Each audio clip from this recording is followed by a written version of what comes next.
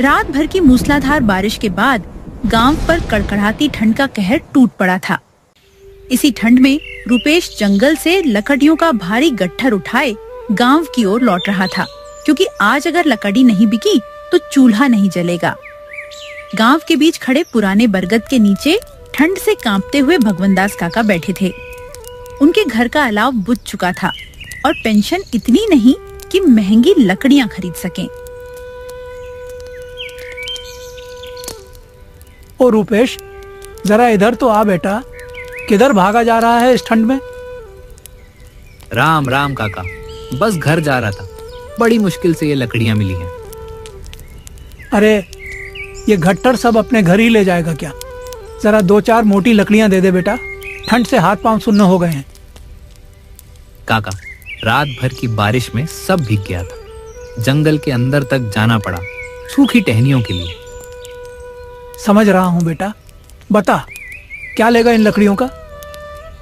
पूरा गट्ठर 20 रुपए का है काका, अब आप ही बताओ इसमें से कितनी दूं? 20 रुपए? अरे बेटा, इतनी तो मेरी पेंशन भी नहीं आती। चलिए, आप पुराने आदमी हैं, 15 रुपये दे दीजिए, पूरा गट्ठर आपका।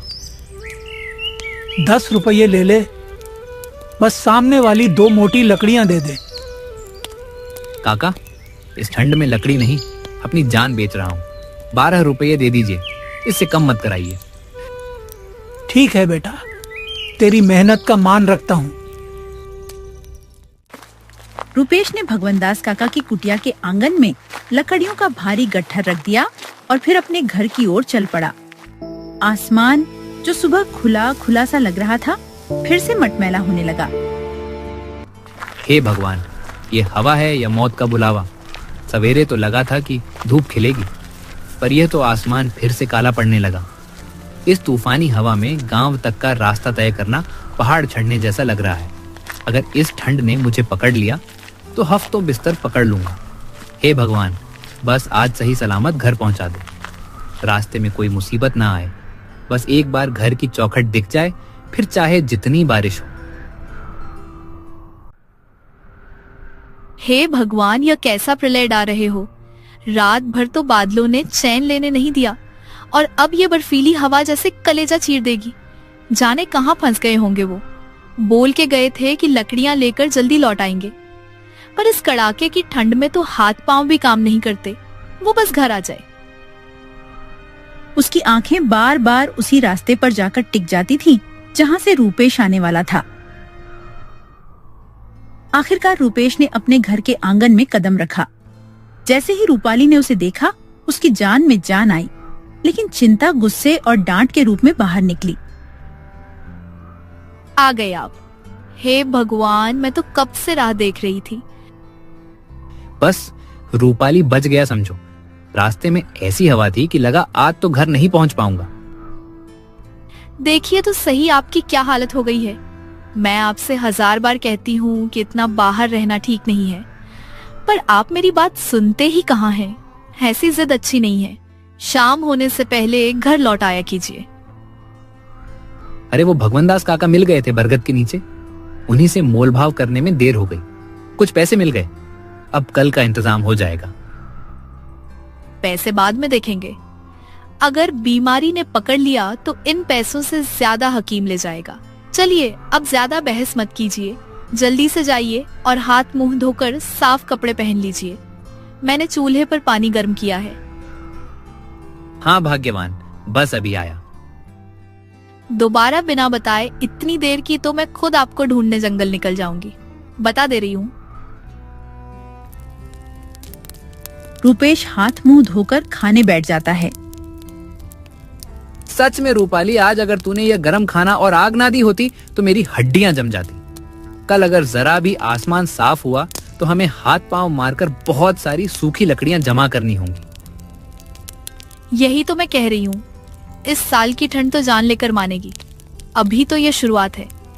बादल जैसे छाए हुए हैं, लगता है कभी भी फिर से बारिश शुरू हो सकती है।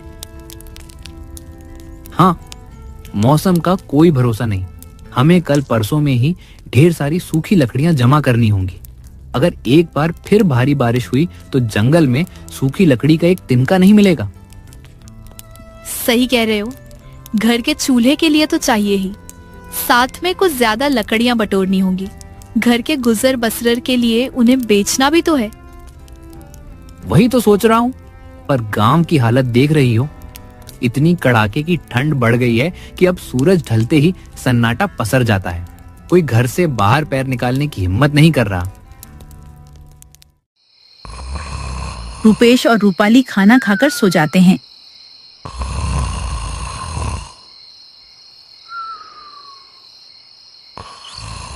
गांव के 4-5 लोग चारों तरफ से आग को घेर कर बैठे थे।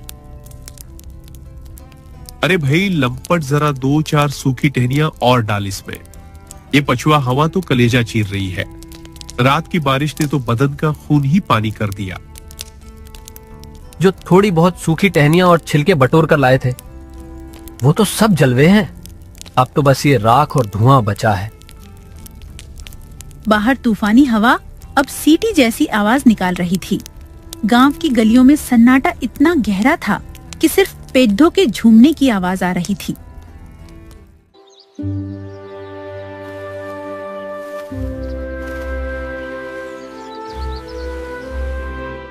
अगली सुबह रात भर की कंपकपी के बाद रुपेश खाना खाकर कुल्हाड़ी कंधे पर रख जंगल की ओर निकल पड़ा। रास्ते में गांव के मोड़ पर चाय की दुकान थी। वहां अलाव के पास उसके पुराने दोस्त बथुया और बिरजेश बैठे थे। राम राम भाइयों, आज तो बड़ी जल्दी सभा जम गई। राम राम रूपेश। अरे कहाँ जा रहा है कुल्हाड़ी लेकर? तुझे कुछ खबर भी है या बस पेट पालने की धुन में लगा है? क्या हुआ बथुया, ऐसी क्या आफत आ गई? आफत आ नहीं गई, आफत आने वाली है रूपेश।